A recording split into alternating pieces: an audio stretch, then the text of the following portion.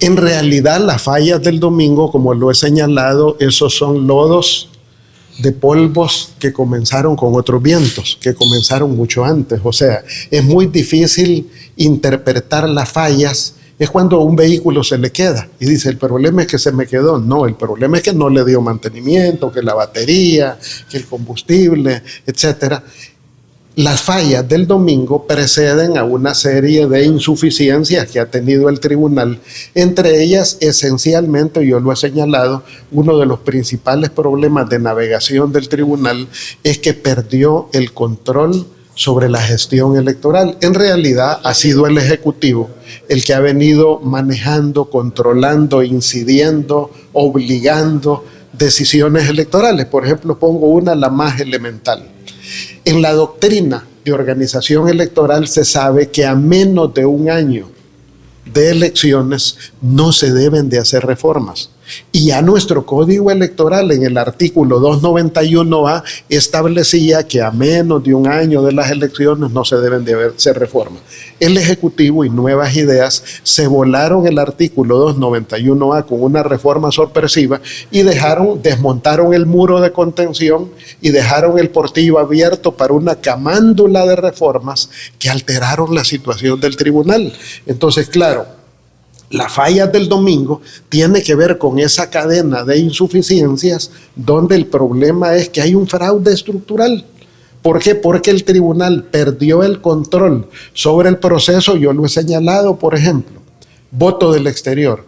¿Quién ha manejado el voto desde el exterior? No es el tribunal, es el Ejecutivo, es la Cancillería, la logística, la organización, los lugares donde fue el voto desde el exterior, que fueron lugares mal escogidos. ¿Quién los escogió? La Cancillería, no el tribunal.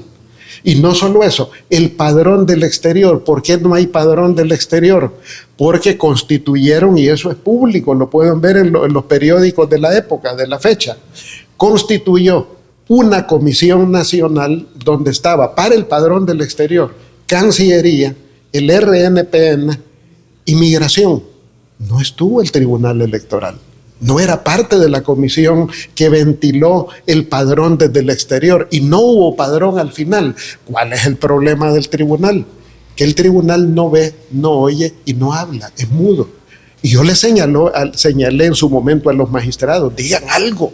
No pueden quedarse callados, no les pueden usurpar la función electoral y ustedes calladitos, atemorizados. No pueden.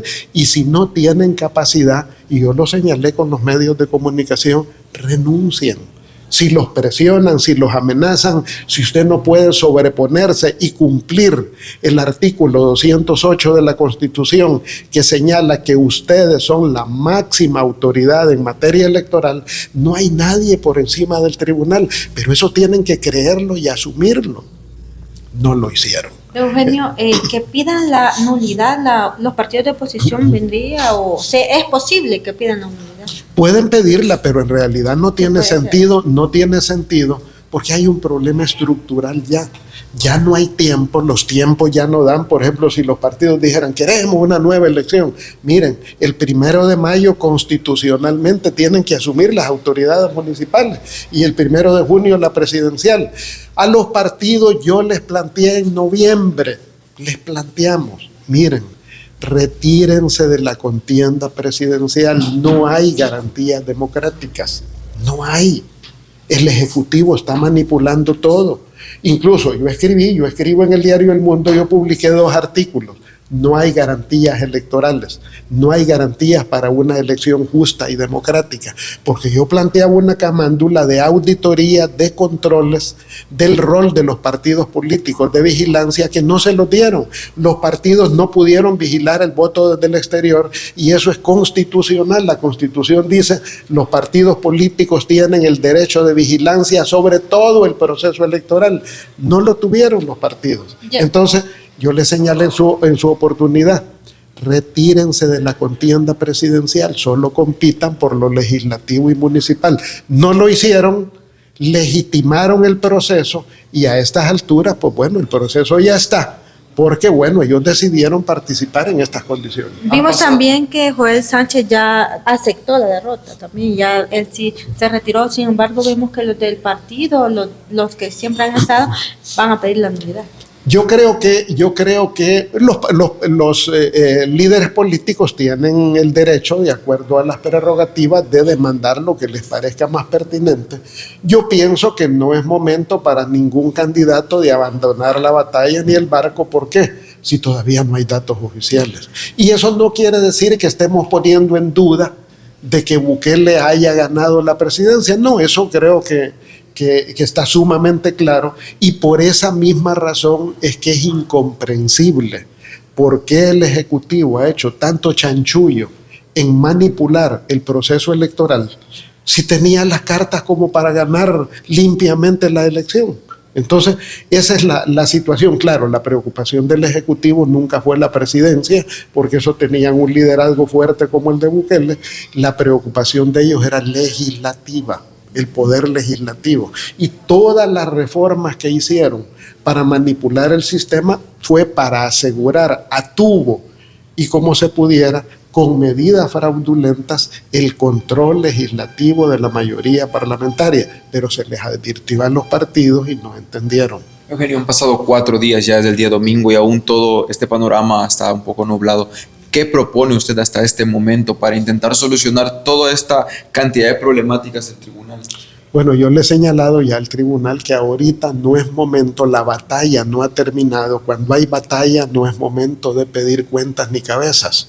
Yo creo que es inapropiado ahorita, culpa tuya, culpa mía, culpa... No, en este momento el tribunal debe de concentrarse en terminar el escrutinio, en preparar y corregir fallas que pueda tener la elección de Parlamento Centroamericano y de gobiernos locales el 3 de marzo, centrarse en eso.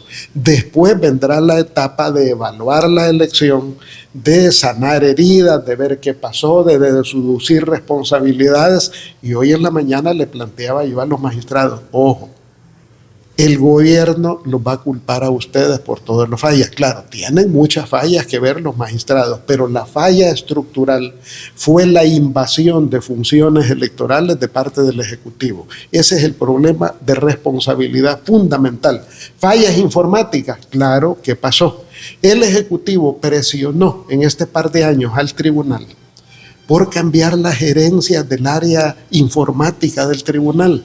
Quitaron gente que tenía 30 años de experiencia haciendo elecciones y llevaron novatos que no saben de elecciones. Además, siempre en el tribunal hemos acostumbrado pedir la cooperación de organismos electorales, de otros organismos. Por ejemplo, en elecciones anteriores a nosotros nos apoyaron expertos muy buenos del Tribunal de Panamá, del Tribunal de Costa Rica, del Tribunal de México, del Tribunal de Bolivia. O sea, la comunidad nos apoyamos electoralmente con técnicos buenos que tienen experiencia. Díganme, ¿trajeron a un solo técnico de la comunidad electoral al tribunal? A nadie.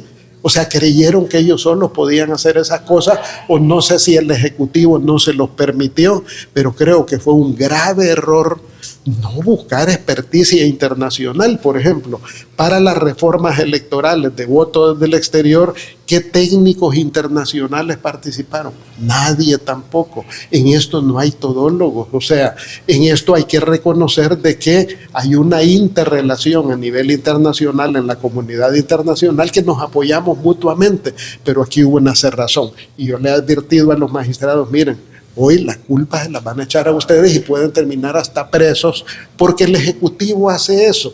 Varios aliados del Ejecutivo que apoyaron al Ejecutivo ya están presos. Lo mismo le puede pasar a los magistrados. ¿Por qué? Porque el Ejecutivo no va a reconocer sus culpas y le va a echar las culpas al Tribunal Electoral. ¿Cuál es la culpa del Tribunal Electoral? No haber asumido su rol constitucional, no ser árbitro del proceso electoral y no conducir el proceso electoral. No hicieron una mesa de seguridad. Por ejemplo, hoy la magistrada, un medio publicó un audio de la magistrada presidenta donde dice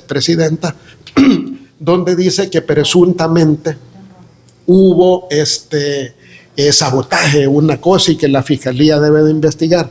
Eso se prevé, esas cosas ocurren sobre los eventos electorales que hemos hecho y que se hace en todos los países. Aquí lo hicimos. Se constituye la mesa de seguridad electoral, que no es secreta, es discreta, y en esa mesa, bajo la rectoría de la presidencia del tribunal, debe estar presidencia del tribunal, director de la policía, fiscal general de la República, ministro de la Defensa, director del OIE de Inteligencia del Estado, jefe de Protección Civil, y esa mesa de seguridad es la que trabaja por prever. Por ejemplo, pueden haber desórdenes públicos, ¿qué vamos a hacer? Puede haber hackeo, ¿qué vamos a hacer? Puede haber un evento climático que nos afecte la elección, ¿qué provisiones vamos a tomar? Puede haber sabotaje, ¿qué es lo que vamos a hacer? O sea, hay planes de prevención ante la posibilidad de sabotajes o de incidentes. Puede haber marchas públicas que descarrilen el proceso electoral, ¿qué vamos a hacer? Eso es lo que le corresponde a una mesa de seguridad rectoreada por la presidencia del Tribunal Electoral. ¿Hubo mesa? No hubo mesa. Entonces, por eso digo, las fallas de este domingo son lodos de polvos de aquellos vientos que comenzaron con el 9 de febrero, el asalto a la Asamblea, siguieron con el 1 de mayo cuando asaltaron la Corte Suprema de Justicia, la Fiscalía General de la República, y continuaron con la resolución inconstitucional de la reelección inconstitucional de Bukele. O sea, eso está encadenado. Por lo tanto, creer que el fraude fue el domingo es equivocado. Ahí hubo muchas irregularidades. Hubo tal vez alguna cuestión fraudulenta puntual, pero el gran fraude es estructural.